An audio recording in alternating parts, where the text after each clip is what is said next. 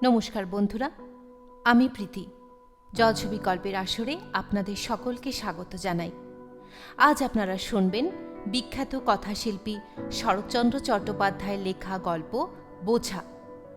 তার আগে জলছবি চ্যানেলটিকে যারা এখনও সাবস্ক্রাইব করেননি, দয়া করে সাবস্ক্রাইব করে দেবেন। আর আমার গল্প পাঠ আপনাদের যদি ভালো লেগে থাকে তাহলে অবশ্যই একটা লাইক এবং কমেন্ট করে জানাবেন। শুরু হচ্ছে আজকের গল্প বোঝা।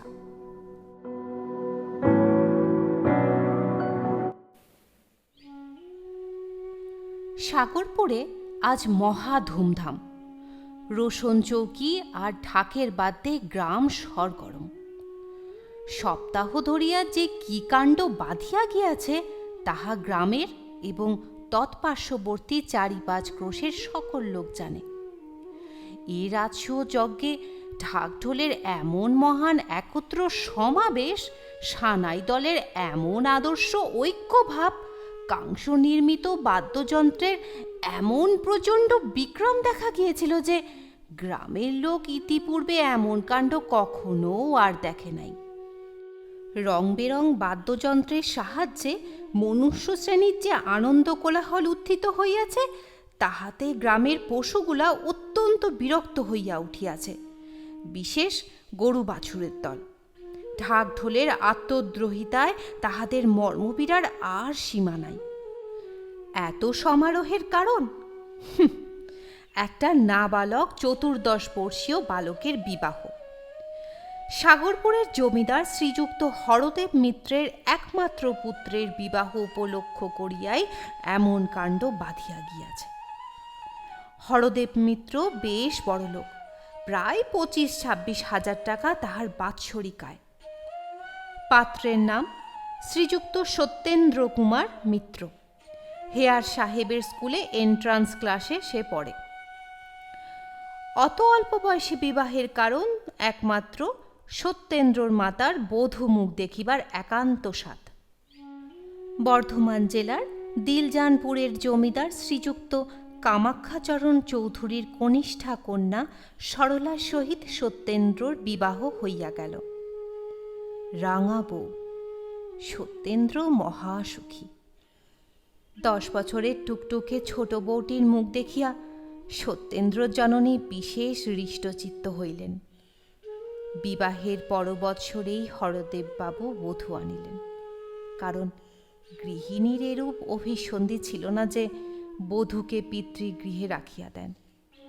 তিনি প্রায় বলিতেন, বিবাহ হইলে মেয়েকে আর বাপের বাটিতে রাখিতে নাই।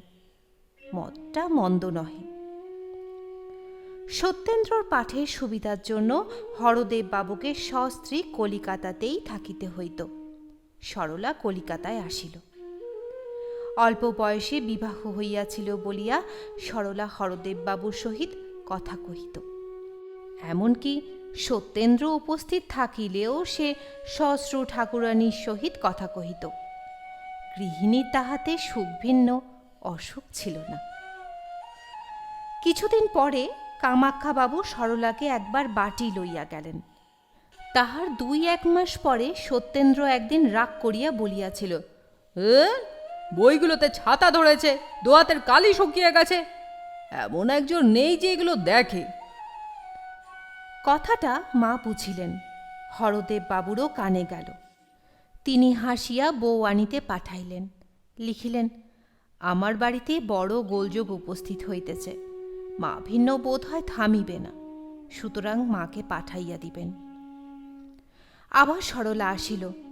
সত্যর ছোটখাটো কাজগুলি সেই করিত।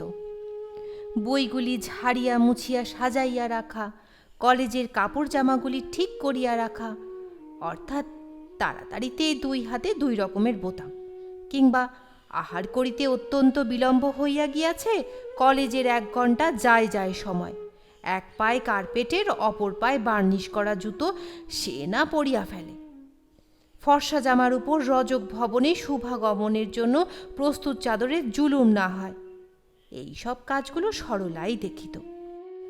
সরলা না থাকিলে এইসব গণ্ডগোল তাহার প্রায়ই ঘটিত। এমন অন্যমনস্ক লোক কেহ কখনো দেখে নাই। এই সকল কাজ সরলা ভিন্ন অপর কাহারও দ্বারা হইতও না বটে, আর হইলেও সত্যেন্দ্রর পছন্দ হইত না বলিয়াও বটে। কাজগুলি সরলাই করিত। সুশীলা সরলার বড় দিদি, তাহার ছেলের ভাত। সুতরাং কামাখ্যাবাবু দৈহিত্রের অন্নপ্রাশন উপলক্ষে সরলাকে বাটি লইয়া যাইবার জন্য কলিকাতায় আসিলেন। সরলার দিদি সরলা ও সত্যেন্দ্রকে যাইবার জন্য বিশেষ অনুরোধ করিয়া পত্র লিখিয়াছে। বিশেষ সরলা প্রায় ৩ বৎসর যাবৎ দিলজানপুরে যায় নাই। সত্যেন্দ্রও যখন যাইতে সম্মত হইল, তখন কামাখ্যাবাবু পরমানন্দে জামাতা কন্যা লইয়া দেশে আসিলেন। গৃহিণী বহু দিবসের পর তাহাদিগকে পাইয়া অত্যন্ত আহ্লাদিত হইলেন। যাহার ছেলের ভাত, সে আসিয়া দুইজনকেই অনেক কথা শুনাইয়া দিল, অনেক রকম আপ্যায়িত করিল। শুভকর্ম নির্বিঘ্নে সমাধা হইয়া যাইবার পর সত্যেন্দ্র বাটি যাইতে চাহিল, কিন্তু গৃহিণী তাহাতে বিশেষ আপত্তি করিলেন। বলিলেন, এতদিন পরে এসেছ, আরও কিছুদিন থাকতে হবে। সরলাও ছাড়িল না। সুতরাং আরও ২-৪ দিন থাকিতে সত্যেন্দ্র সম্মত হইল। ২-৪ দিন কাটিয়া গেল, তবু সরলা ছাড়িতে চাহে না। কিন্তু না যাইলেও নহে, পড়াশোনার বিশেষ ক্ষতি হয়, পরীক্ষারও অধিক বিলম্ব নাই। আসিবার সময় সরলা জিজ্ঞাসা করিল, আমাকে আবার কবে নিয়ে যাবে? সত্যেন্দ্র কহিল, যখন যাবে তখনই। তাহলে আমাকে ১০-১২ দিন পরেই নিয়ে যেও। সত্যেন্দ্রও অতিশয় আহ্লাদিত হইল। সে এতটা ভাবে নাই। তখন অশ্রুজলের মধ্যে সরলা স্বামীকে বিদায় দিয়া হাসিয়া বলিল, দেখো, আমার জন্য যেন ভেবো না, রাত্রি পর্যন্ত পড়ে যেন অসুখ না হয়। রাত্রি ১০টার অধিক না পড়িবার জন্য সরলা বিশেষ করিয়া মাথার দিব্য দিয়া দিল। কি একটা উদাসপাড়া প্রাণ লইয়া সত্যেন্দ্র সেই দিন কলিকাতায় পৌঁছিল। সত্যেন্দ্র একখানা পুস্তক লইয়া বসিয়াছিল। পুস্তকের পৃষ্ঠার সহিত মনের একটা বিষম দ্বন্দ্বযুদ্ধ চলিয়াছিল। সত্যেন্দ্র গণিয়া দেখিল, সমস্ত দিনে মোটে ২৬ লাইন পড়া হইয়াছে। দুঃখিতভাবে সে ভাবিল, বাহ, হ্যাঁ, এই রকম পড়িলেই পাস হব। ক্রমে দুঃখ ঈষৎ ক্রোধে পরিণত হইল। সে ভাবিল, সমস্ত পোড়ামুখী সরর দোষ। এই ৫ দিন এসেছি, একটুকুও পড়তে পারিনি। আগে মনে হতো পড়ার সময় বিরক্ত করে, ১০টার বেশি পড়তে গেলেই আলো নিভিয়ে দেয়। কে কোথাও পাঠিয়ে দিলে ভালো করে পড়ব, ঠিক উল্টো। কালই তাকে আনতে যাব, না হলে লজ্জার খাতিরে কি ফেল হব? যাহা হোক, সত্যেন্দ্রনাথ এইরূপ একটা মতলব পাঠিতেছিল। কি করিয়া আনাই, কেমন করিয়াই বা বলি, লজ্জা করে। এত ভালোই বা বাসিলাম কেমন করিয়া? ২ দিন। একটা ভৃত্য আসিয়া একখানা টেলিগ্রাম হাতে দিল। সত্যেন্দ্র অতিশয় বিস্মিত হইল। আর ভাবিবার সময় নাই। কোথাকার টেলিগ্রাম? কভার খুলিতে সত্যের হৃৎকম্প হইল। ভিতরে যাহা লেখা ছিল, তাহাতে মাথা একেবারে ঘুরিয়া গেল। সরলা পীড়িতা। সেই দিনই হরদেববাবু সত্যেন্দ্রকে লইয়া দিলজানপুর যাত্রা করিলেন। বাটির সম্মুখে কামাখ্যাবাবুর সহিত সাক্ষাৎ হইল। হরদেববাবু চিৎকার করিয়া জিজ্ঞাসা করিলেন, মা কেমন? কামাখ্যাবাবু কহিলেন, আসুন, ভিতরে চলুন। হরদেববাবু ভিতরে গিয়া দেখিলেন সরলা বিসূচিকা রোগে আক্রান্তা। একদিনে সরলাকে আর চেনা যায় না। চক্ষু বসিয়া গিয়াছে, পদ্মের মতো মুখখানিতে কালিমা পড়িয়াছে। বিজ্ঞ হরদেববাবু বুঝিলেন অবস্থা ভালো নহে। চক্ষু মুছিয়া ডাকিলেন, মা সরলা। সরলা চাহিয়া দেখিল, তখনও সরলার বেশ চৈতন্য আছে। কেমন আছো মা? সরলা হাসিয়া বলিল, ভালো আছি তো। দুজনেই বুঝিল এটা আপোষে মিটমাট হইয়া গেল। সকলে চলিয়া যাইলে সত্যেন্দ্র আসিয়া কাছে বসিল। দারুণ আতঙ্কে কথা বাহির হইল না। তখন জোর করিয়া নীরস ভাঙা ভাঙা গলায় সত্যেন্দ্র ডাকিল, সর। শুষ্ক ভাঙা গলা। ক্ষতি কি? সেই চিরপরিচিত স্বর, সেই আদরের ডাক, সর। এ কি ভুল হয়? সরলা চাহিল। সে হরদেববাবুকে দেখিয়া পূর্বেই সত্যেন্দ্রর আগমন অনেকটা অনুমান করিয়াছিল। সরলা স্বামীকে তামাশা করিতে বড় ভালোবাসিত। হাসিয়া বলিল, কি নিতে এসেছ? কথা বসিয়া গিয়াছে। এতক্ষণ কোনো মতে সত্যেন্দ্র চক্ষুর জল চাপা দিয়া রাখিয়াছিল। অবস্থা দেখিয়া সে বালির বাঁধ ভাঙিয়া গেল। সত্যেন্দ্র জানিত এই সময় কাঁদিতে নাই, কিন্তু পোড়া চোখের জলের কি সে বিবেচনা আছে? বেশ ধীরে ধীরে স্বচ্ছন্দে তাহারা একটির পর একটি করিয়া ফোঁটায় নাবিতে আরম্ভ করিল। তাহারা যে সরলার অঙ্গে মিশিতেছে, এই অবকাশ তাহাদের কখনো হইয়াছে কি? কখনো হয় নাই। তোমার কিংবা সরলার খাতিরে তাহারা কি এই সুযোগ ছাড়িয়া দিবে? সরলা স্বামীকে কখনো কাঁদিতে দেখে নাই, সেও কাঁদিল। অনেকক্ষণ পরে চক্ষু মুছিয়া সে বলিল, ছি, কাঁদো কেন? পুরুষ মানুষদের কি কাঁদতে আছে? এ কি? বটে সরলা, বেশ বুঝিয়াছ। অন্তর্দাহে তাহারা শুকাইয়া কাঠ হইয়া যাক, এক ফোঁটা জলও যেন না পড়ে। অশ্রু স্ত্রী লোকের জন্য, পুরুষের তাহাতে হাত দিবার অধিকার নাই। যন্ত্রণায় পুড়িয়া যাও, কাঁদিতে পাইবে না। কাঁদিলে স্ত্রীলোক হইয়া যাইবে। সরলা, এ ব্যবস্থা কি তোমরাই করিয়াছ? সরলা স্বামীর হাত আপনার হাতে টিপিয়া ধরিয়া কাঁদিয়া বলিল, পরজন্ম বিশ্বাস করো কি?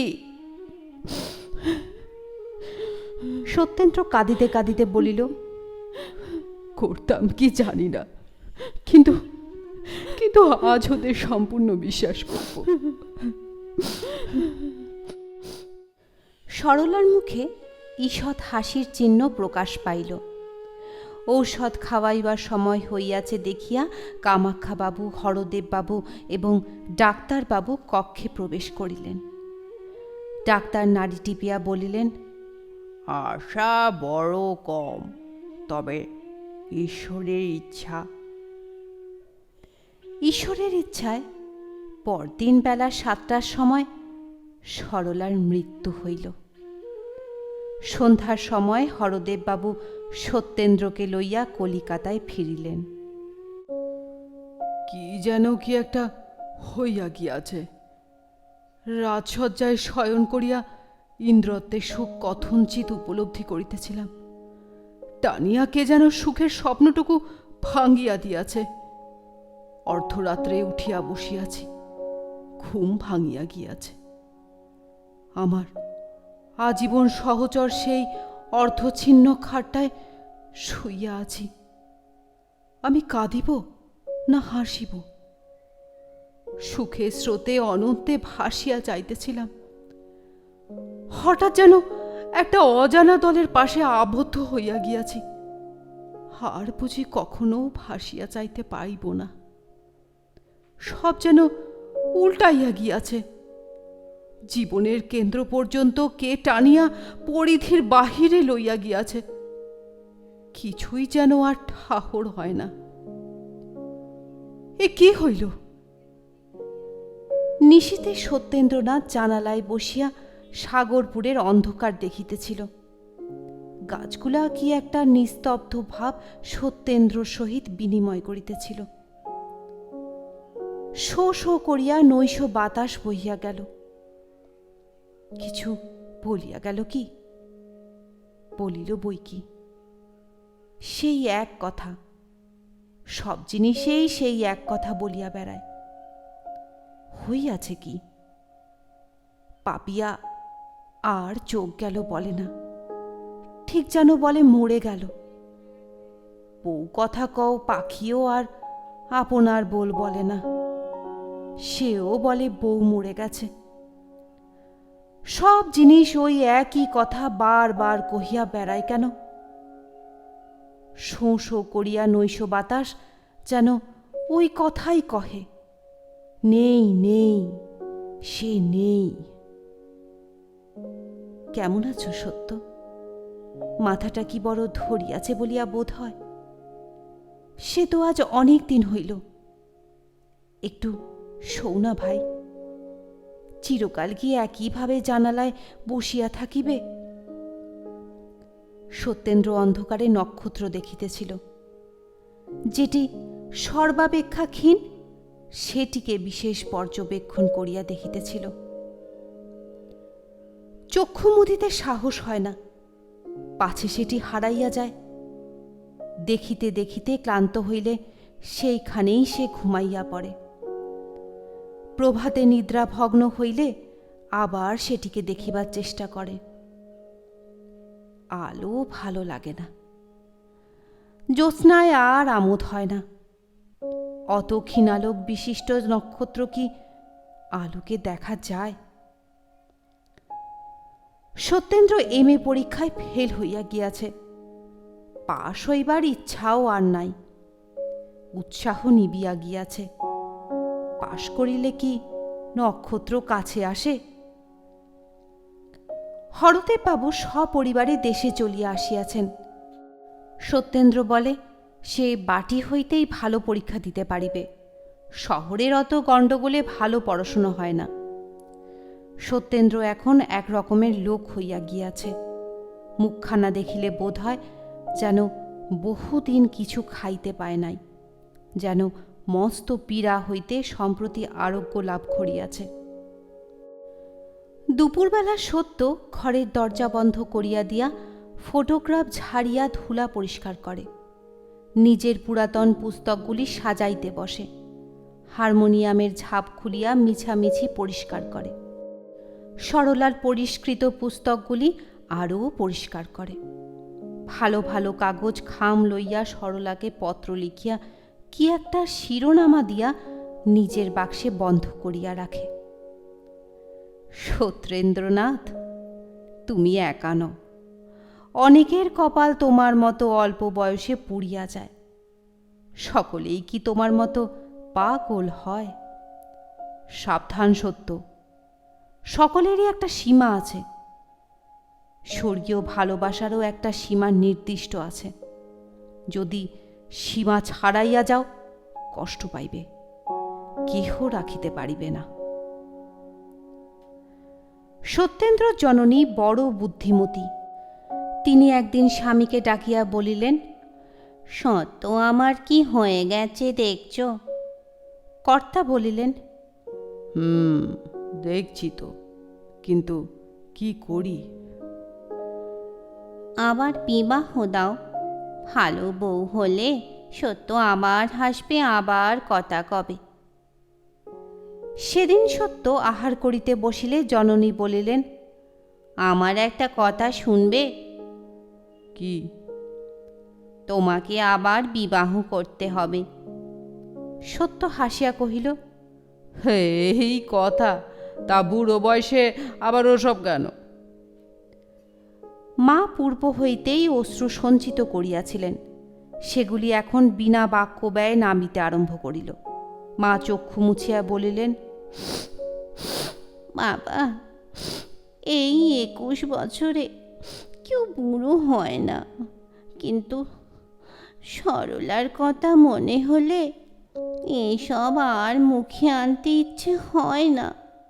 কিন্তু আমি আর একা থাকতে পারি না। পরদিন প্রাতে হরদেব বাবু সত্যেন্দ্রকে ডাকিয়া ওই কথাই বলিলেন। সত্যেন্দ্র কোনো উত্তর দিল না। হরদেববাবু বুঝিলেন মৌনভাব সম্মতির লক্ষণ মাত্র।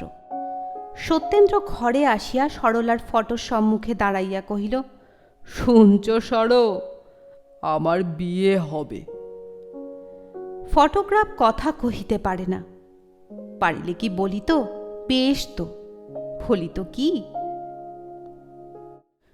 সত্যেন্দ্রর এবার কলিকাতায় বিবাহ হইল। শুভদৃষ্টির সময় সত্যেন্দ্র দেখিল মুখখানি বড় সুন্দর, হোক সুন্দর, সে তথাপি ভাবিল তাহার মাথায় একটা বোঝা চাপিল। বিবাহের পর 2 বৎসর নলিনী পিতৃগৃহে রহিল। 3য় বৎসরে সে শ্বশুর ভবনে আসিয়াছে। গৃহিণী নূতন বধূর চাঁদপানা মুখ দেখিয়া আবার সরলাকে ভুলিবার চেষ্টা করিলেন, আবার সংসার পাতিবার চেষ্টা করিলেন। রাত্রে যখন 2 জনে পাশাপাশি শুইয়া থাকে, তখন কেহই কাহারও সহিত কথা কহে না। নলিনী ভাবে কেন এত অযত্ন, সত্য ভাবে এ কোথাকার কে যে আমার সরর জায়গায় শুইয়া থাকে। নূতন বধূ লজ্জায় স্বামীর সহিত কথা কহিতে পারে না, সত্য ভাবে কথা কহে না ভালোই। একদিন রাত্রে সত্যেন্দ্রর ঘুম ভাঙিয়া যাইলে সে দেখিল শয্যায় কেহ নাই। ভালো করিয়া চাহিয়া দেখিল কে একজন জানালায় বসিয়া আছে, জানালা খোলা।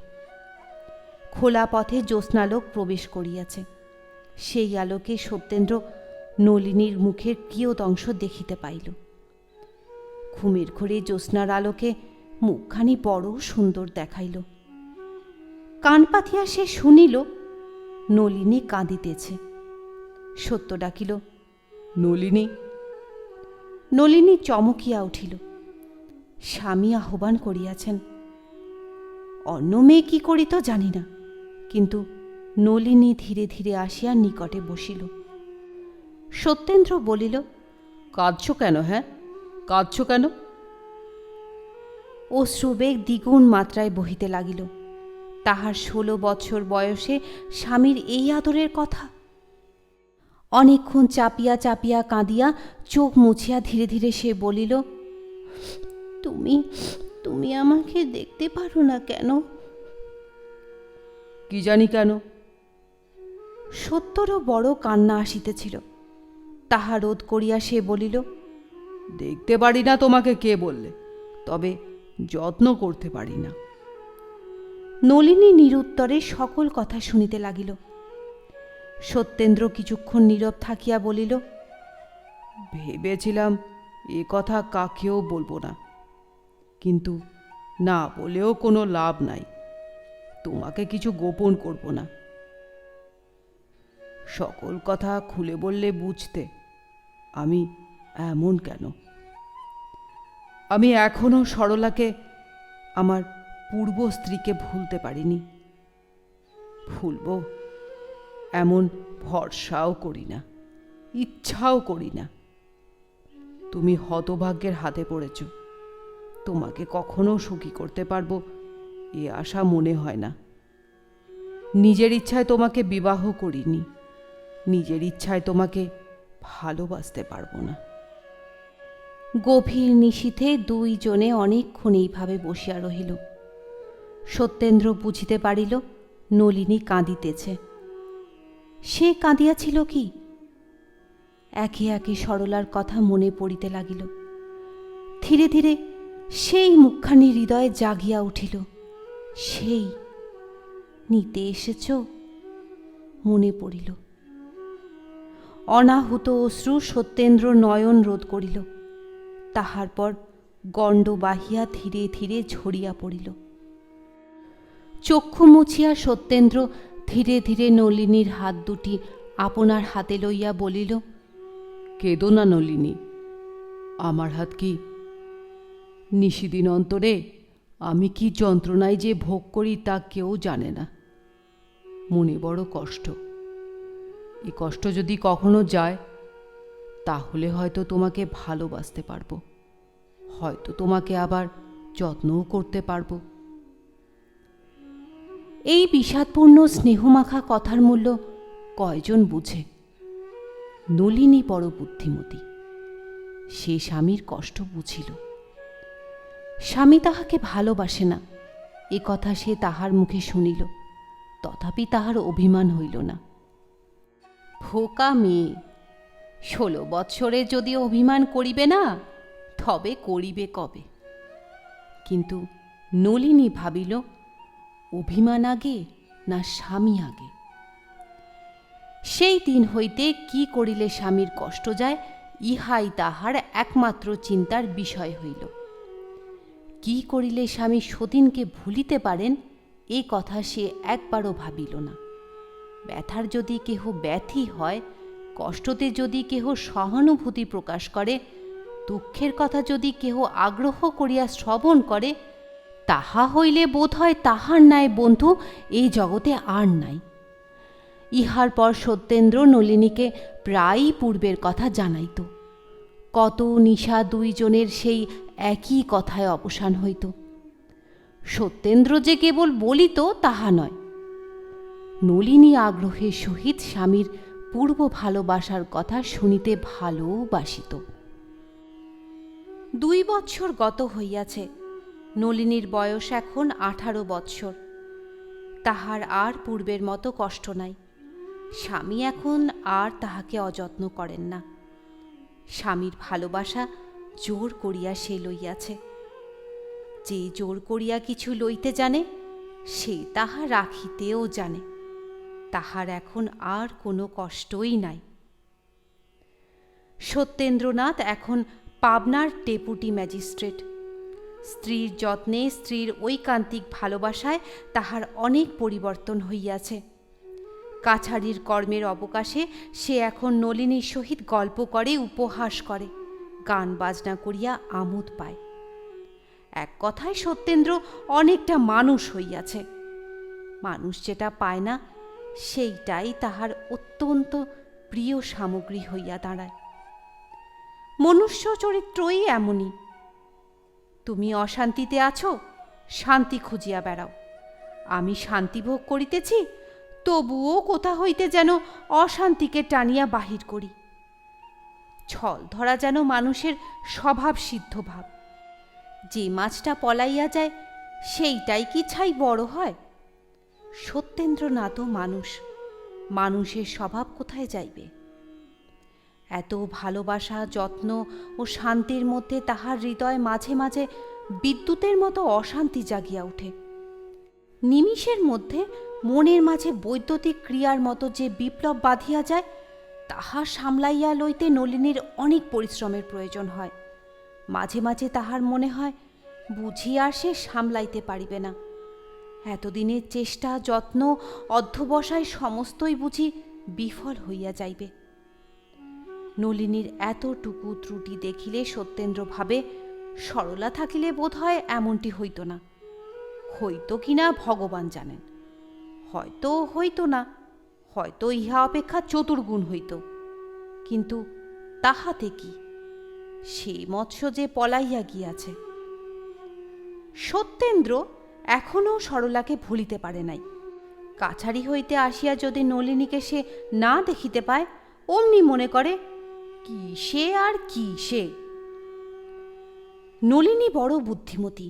সে সর্বদা স্বামীর নিকটে থাকে, কারণ সে জানিত এখনও তিনি সরলাকে ভুলেন নাই। একেবারে ভুলিয়া যান, এই ইচ্ছা নলিনীর কখনো মনে হয় না। তবে অনর্থক মনে করিয়া কষ্ট না পান, এই জন্যই সে সর্বদা কাছে থাকিত, যত্ন করিত। নাই ভুলুন, কিন্তু তাহাকে তো অযত্ন করেন না, ইহাই নলিনীর ঢের। গোপীকান্ত রায় পাবনার একজন সম্ভ্রান্ত উকিল। কলকাতায় তাহার বাটি নলিনীদের বাটির কাছে। কি একটা সম্বন্ধ থাকায় নলিনী তাহাকে কাকা বলিয়া ডাকে।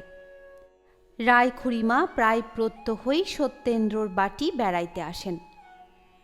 গোপীবাবুও প্রায় আসেন। গ্রাম সম্পর্কে খুড়শ্বশুরকে সত্যেন্দ্রনাথ অতিশয় মান্য করে। সত্যেন্দ্রর বাসা তাহার বাটি হইতে দূরে হইলেও উভয় পরিবারে বেশ মেলামেশি হইয়া গিয়াছে। নলিনীও মধ্যে মধ্যে কাকার বাড়ি বেড়াইতে যায়, কারণ একে কাকার বাড়ি, তাহাতে গোপীবাবুর কন্যা হেমার সহিত তার বড় ভাব, বাল্যকালের সখী। কেহ কাহাকে ছাড়িতে চাহে না। সেদিন তখন 12টা বাজিয়া গিয়াছে। সত্যেন্দ্র কাছারি চলিয়া গিয়াছে। কোনো কর্ম নাই দেখিয়া নলিনী ছবি আঁকিতে বসিল, কিন্তু তৎক্ষণাৎ গড়গড় করিয়া একখানা গাড়ি ডেপুটি বাবুর বাড়ির সম্মুখে আসিয়া লাগিল। কে আসিল? হেম বুঝি? আর ভাবিতে হইল না। বিষম কোলাহল করিতে করিতে হেমাঙ্গিনী আসিয়া উপস্থিত হইল। হেমা আসিয়া একেবারে নলিনীর চুল ধরিল, কহিল, আর লেখাপড়ার দরকার নেই, ওঠ, আমাদের বাড়ি চল, কাল দাদার বউ এসেছে। নলিনী কহিল, বউ এসেছে? সঙ্গে আনলে না কেন? হেম কহিল, তা কি হয়, নূতন এসেছে, হঠাৎ তোর এখানে আসবে কেন? নলিনী কহিল, আমি তবে যাব কেন? হেমাঙ্গিনী হাসিয়া বলিল, তোর ঘাট যাবে, এই আমি টেনে নিয়ে যাচ্ছি। চুল ধরিয়া টানিয়া লইয়া যাইলে নলিনী কেন, অনেককেই যাইতে হতো। নলিনীকেও যাইতে হইল।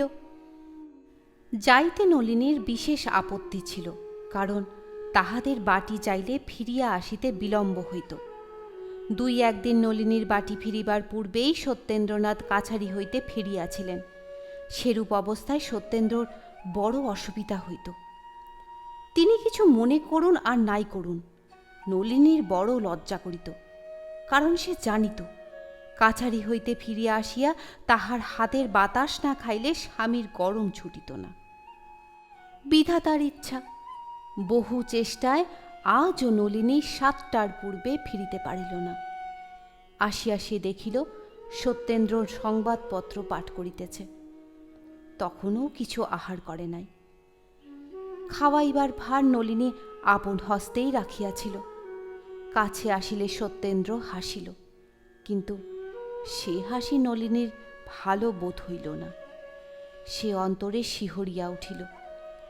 আসন পাতিয়া নলিনী জলখাবার খাওয়াইতে চেষ্টা করিল, কিন্তু সত্যেন্দ্র কিছু স্পর্শও করিল না। ক্ষুধা একেবারেই নাই। বহু সাধ্য সাধনাতেও সে কিছু খাইল না। নলিনী বুঝিল এ অভিমান কেন।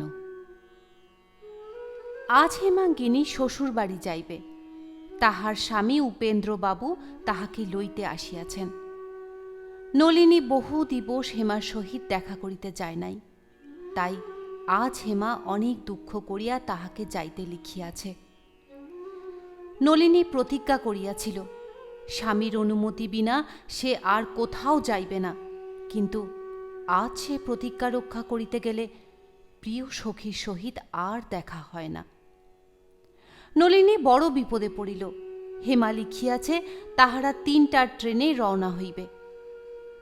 তাহা হইলে স্বামীর অনুমতি লওয়া কি করিয়া হয়। বহু কুতর্কের পর নলিনী যাওয়াই স্থির করিল।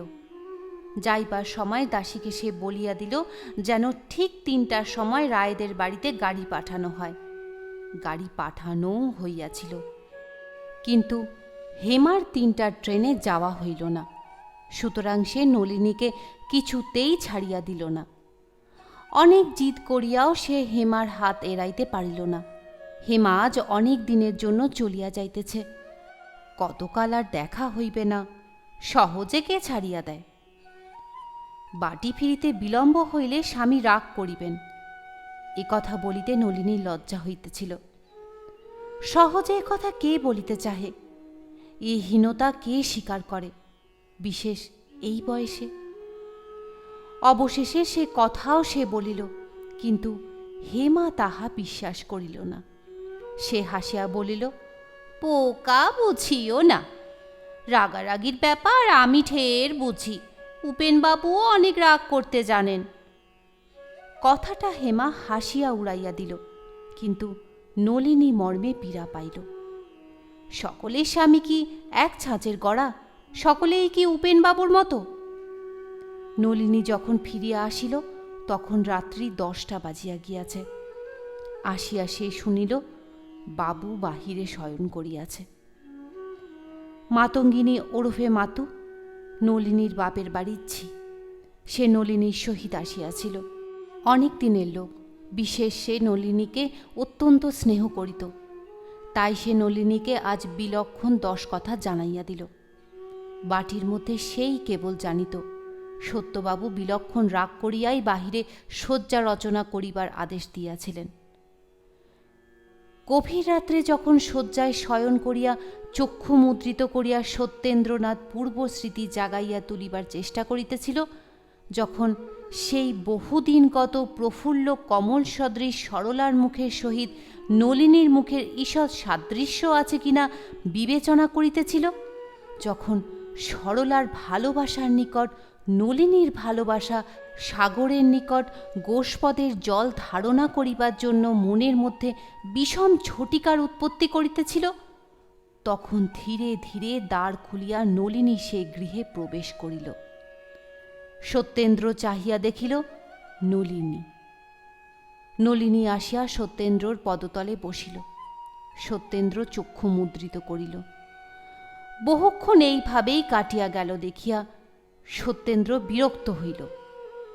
পার্শ্ব পরিবর্তন করিয়া পুরুষভাবে স্পষ্ট স্বরে কহিল, তুমি এখানে কেন? নলিনী কাঁদিতেছিল, কথা কহিতে পারিল না।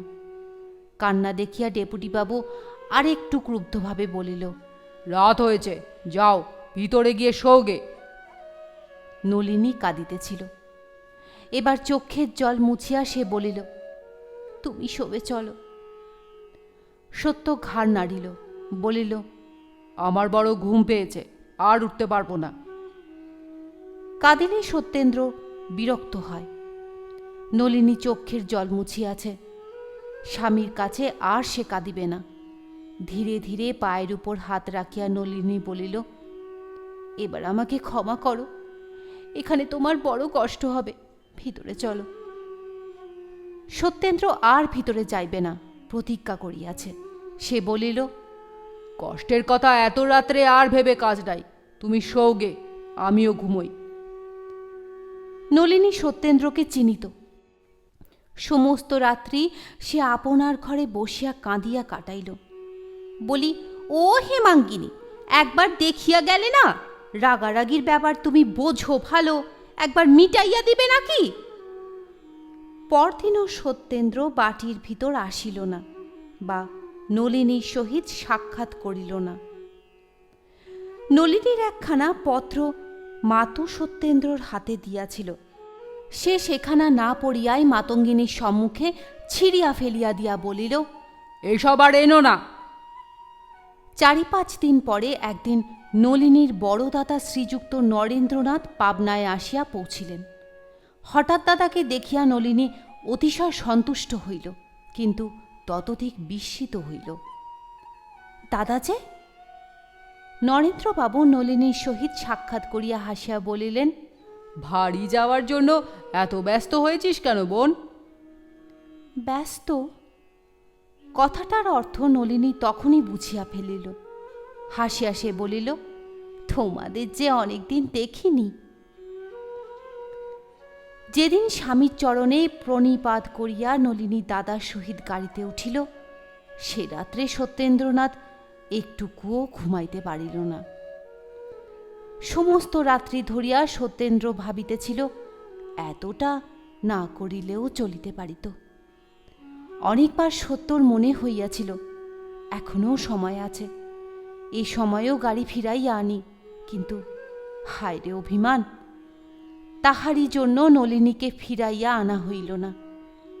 যাইবার সময় মাতুও সঙ্গে গিয়াছিল, সেই কেবল যাইবার যথার্থ কারণ জানিত। নলিনী মাতুকে বিশেষ করিয়া বলিয়া দিয়াছিল যেন সে বাটিতে কোনো কথা না বলে। নলিনী মনে করিল, এ কথা প্রকাশ করিলে স্বামীর অপযশ করা হইবে। ভালো হোক আর মন্দ হোক, তাহার স্বামীকে লোকে মন্দ বলিবার কে? পিতৃগৃহে যাইয়া নলিনী পিতামাতার চরণে প্রণাম করিল, ছোট ভাইটিকে কোলে লইল। শুধু সে হাসিতে পারিল না। মা বলিলেন, নলিনী আমার একদিনের গাড়ির পরিশ্রমে একেবারে শুকিয়ে গেছে, কিন্তু সে শুষ্ক মুখ আর প্রফুল্ল হইল না। পৃথিবীতে প্রায়ই দেখা যায় একটা সামান্য কারণ হইতে গুরুতর অনিষ্টের উৎপত্তি হয়। শূর্পণখার ঈষৎ চিত্তচাঞ্চল্যই স্বর্ণলঙ্কা ধ্বংসের হেতু হইয়াছিল। অকিঞ্চিৎকর রূপলালসার জন্যই শুধু ট্রয়নগর ধ্বংস হইয়া গেল। মহানুভব রাজা হরিশ্চন্দ্র অতি সামান্য কারণেই অমন বিপদগ্রস্ত হইয়াছিলেন। জগতে এইরূপ দৃষ্টান্ত বিরল নহে। এখানেও একটা সামান্য অভিমানে বিষম বিপত্তি ঘটিয়া উঠিল। সত্যেন্দ্রনাথের দোষ দেব কি? নলিনী কখনো অভিমান করে নাই। স্বামীর কষ্টের কথা মনে করিয়া সে নীরবে সমস্ত সহ্য করিত। আর পারিল না। সে ভাবিল, এই ক্ষুদ্র কারণে যে স্বামী কর্তৃক পরিত্যক্ত হয়, সে মরে না কেন? দারুণ অভিমানে নলিনী শুকাইতে লাগিল। ওদিকে সত্যেন্দ্রর অভিমান ফুরাইয়া গিয়াছে। একদণ্ড না থাকিলে যাহার চলে না, তাহার এই মিছা অভিমান কতদিন থাকে। অভিমান দারুণ কষ্টের কারণ হইয়া দাঁড়াইয়াছে। সত্যেন্দ্র প্রত্যহ চাহিয়া থাকে, আজ হয়তো নলিনীর পত্র আসিবে, হয়তো সে লিখিবে, আমায় লইয়া যাও। সত্যেন্দ্র ভাবে, তাহা হইলে মাথায় করিয়া লইয়া আসিব, আর কখনো এরূপ অন্যায় ব্যবহার করিব না। কিন্তু ভবিতব্য কে অতিক্রম করিবে? যাহা হইবার তাহা হইবেই। তুমি ক্ষুদ্র প্রাণী মাত্র। আজকাল করিয়া 6 মাস কাটিয়া গেল। হতভাগিনী কোনো কথা লিখিল না। পাপিষ্ঠ সত্যেন্দ্রনাথ ভাঙিল, কিন্তু মচকাইল না। 6 মাস কাটিয়া গেল। ক্রমশ সত্যেন্দ্রনাথের অসহ্য হইল। লুপ্ত অভিমান আবার দৃপ্ত হইয়া উঠিল। ক্রোধ আসিয়া তাহাতে যোগ দিল। হিতাহিত জ্ঞানরহিত সত্যেন্দ্রনাথ নিজের দোষ দেখিল না। ভাবিল, যাহার অহংকার এত, তাহার প্রতিশোধও তদ্রূপ প্রয়োজন। কেহই নিজের দোষ দেখিল না। সেই অর্ধমিলিত হৃদয় দুইটি আবার চিরকালের জন্য বিভিন্ন হইয়া গেল। যৌবনের প্রারম্ভে সংকুচিতা লতাকে কে টানিয়া বাড়াইয়াছিল, কিন্তু আর সহে না। এবার ছিঁড়িবার উপক্রম হইল। সত্যেন্দ্রনাথ, তোমার দোষ দিই না, তাহারও দিই না। দুজনেই ভুল করিয়াছ, দোষ করো নাই। ভুল দেখাইতে পারিলে আত্মগ্লানি কাহার যে অধিক হইত, তাহা ভগবানই জানেন।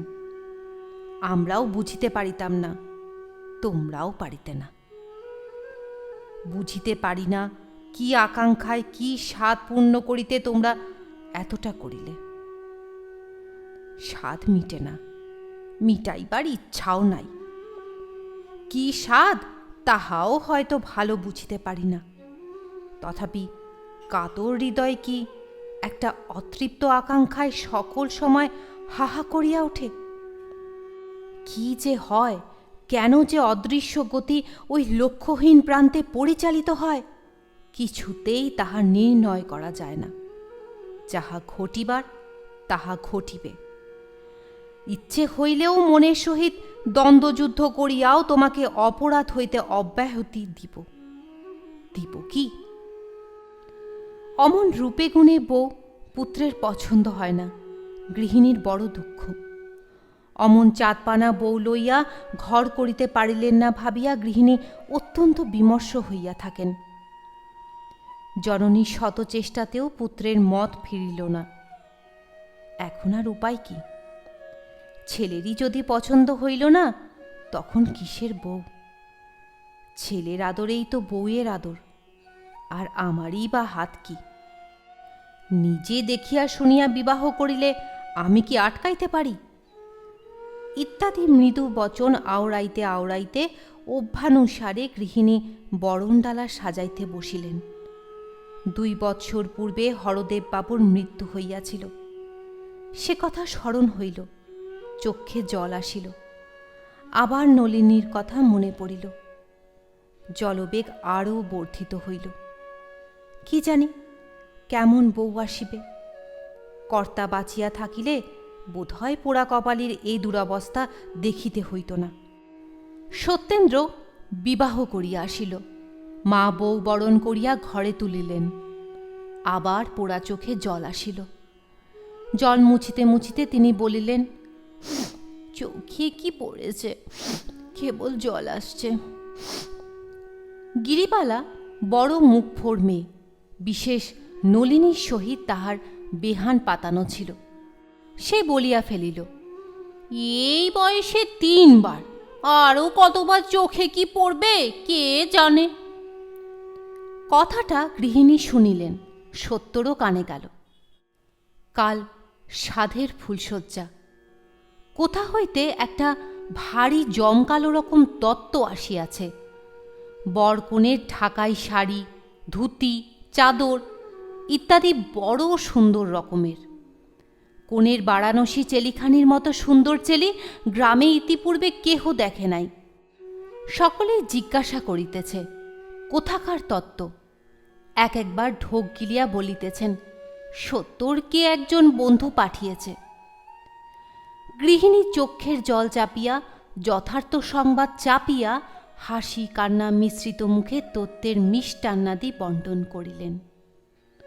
সকলে যে যাহার ভাগ লইয়া চলিয়া গেল। যাইবার সময় রাজবালা বলিল, বেশ তত্ত্ব করেছে। নিত্যকালী বলিল, তার হবে না, বড়লোক তত্ত্ব পাঠালে এমনই পাঠায়। ক্রমশ এ কথা চাপা পড়িল। তখন যোগমায়া বলিল, আচ্ছা, আবার বিয়ে করলে কেন? কেনদা কহিল, কি জানি বোন, অমন রূপে গুণে বউ, কে জানে, ওসব বোঝা যায় না। রামমণি জাতিতে নাপিতের কন্যা, তবে অবস্থা ভালো, দেখিতেও মন্দ নহে। এই নাকটি সামান্য চাপা মাত্র। কোনো কোনো পরশ্রীকাতর লোক তাহার চক্ষেরও দোষ দিত, বলিত হাতির চোখের চেয়েও ছোট। যাক, এ নিন্দাবাদে আমাদের প্রয়োজন নাই। রামমণি একটু হাসিয়া বলিল, তোমাদের ঘটে যদি বুদ্ধি থাকতো তাহলে কি আর ও কথা বলো। ছুরি সদা সর্বদা যে ফিক ফিক করে হেসে কথা বলতো, তাতেই আমার সন্দেহ হয়েছিল। স্বভাব চরিত্র মন্দ লো, স্বভাব চরিত্র মন্দ, না হলে চাকরি স্থান থেকে তাড়িয়ে দেয়, আবার বিয়ে করে। মুখে কিছু না বলিলেও কথাটা অনেকের মতের সহিত মিলিল। ইহার 2-1 দিন পরে গ্রামের প্রায় সকলেই জানিল যে রামমণি জমিদারের বাটির গূঢ় রহস্য ভেদ করিয়াছে। নাপিতের মেয়ে না হইলে এত বুদ্ধি কি বামন কায়েতের মেয়ের হয়? কথাটা অনেকেই স্বীকার করিল। এবার গৃহিণীর পালা।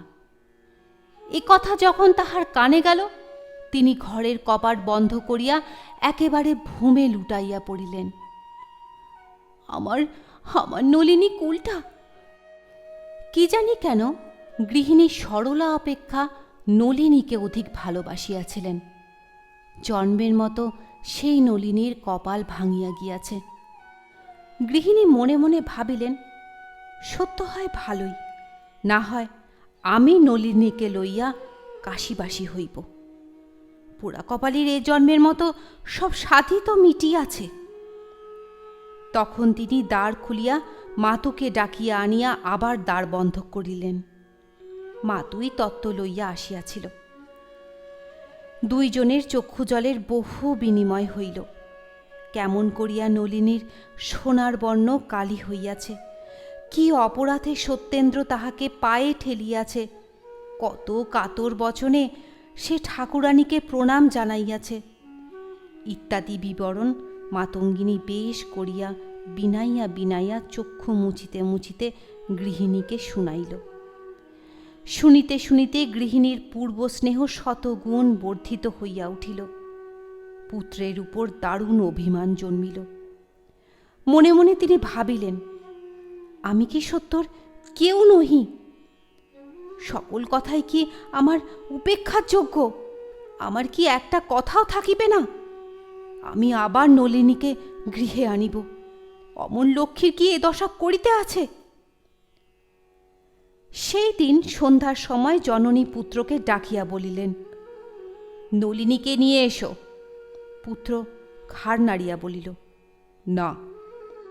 জননী কাঁদিয়া ফেলিলেন, বলিলেন, ওরে, আমার নলিনীর নামে গ্রাম্যয় কলঙ্ক রটছে যে, তুই তার স্বামী, তার মান রাখবি নি? কিসের কলঙ্ক? অমন করে তাড়িয়ে দিয়ে আরেকটা বিয়ে করলে আমি কার মুখ বন্ধ করব? মুখ বন্ধ করে কি হবে? তবু আনবি নি? না। জননী অতিশয় ক্রুদ্ধা হইলেন।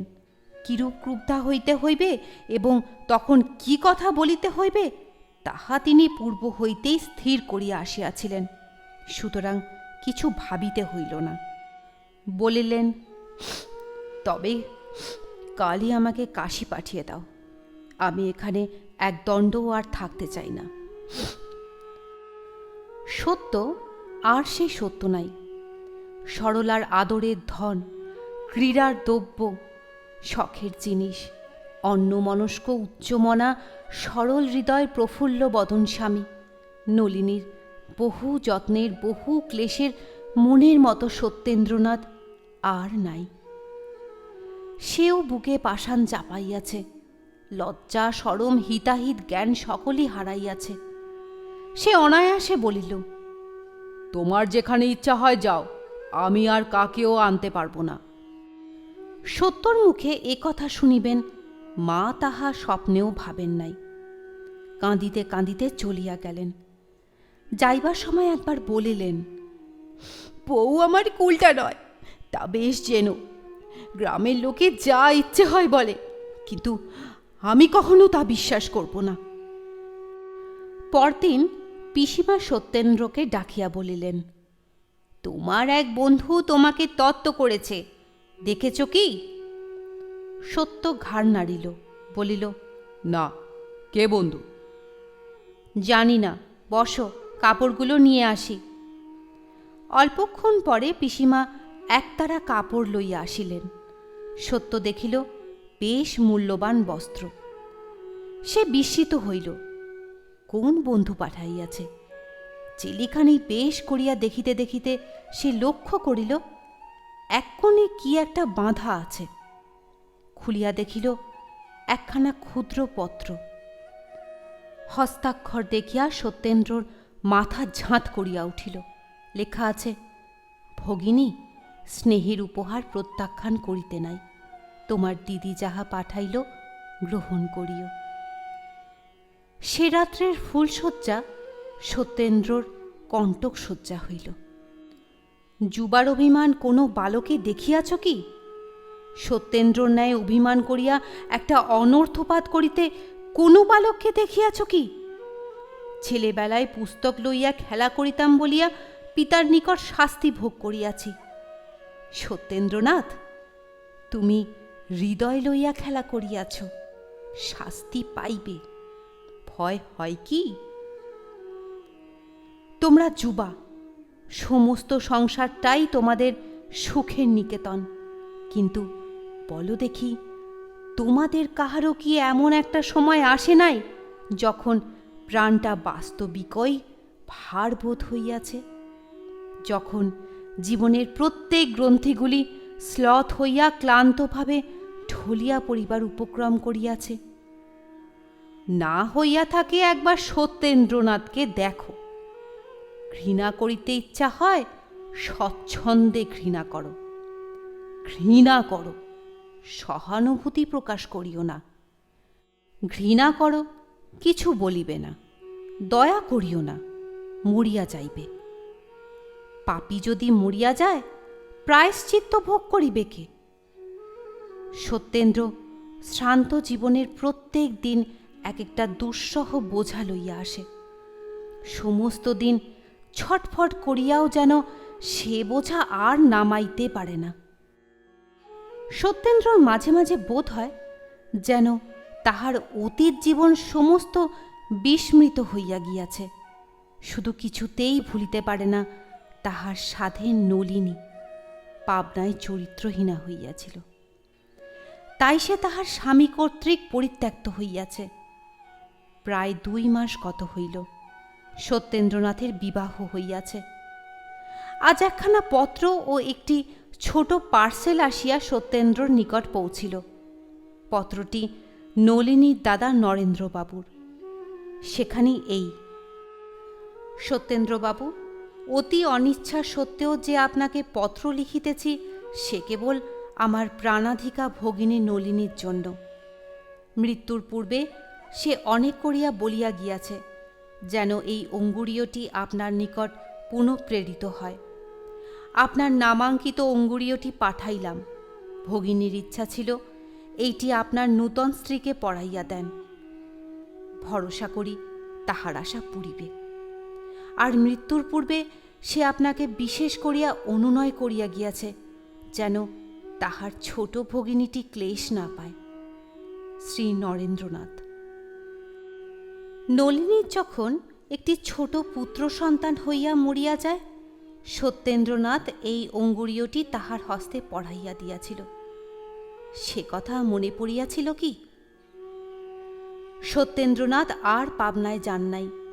যে কারণেই হোক মাতা ঠাকুরানী আর কাশীবাসী হইতে পারিলেন না। নূতন বধূর নাম ছিল বিধু। বিধু বোধ হয় পূর্বজন্মে নলিনীর ভগিনী ছিল।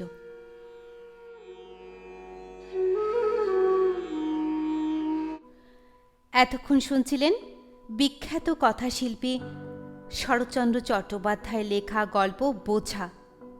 আশা করি গল্পটি সকলের খুব ভালো লেগেছে। নতুন গল্প নিয়ে খুব তাড়াতাড়ি আবার হাজির হব। ততক্ষণ সবাই ভালো থাকবেন। ধন্যবাদ।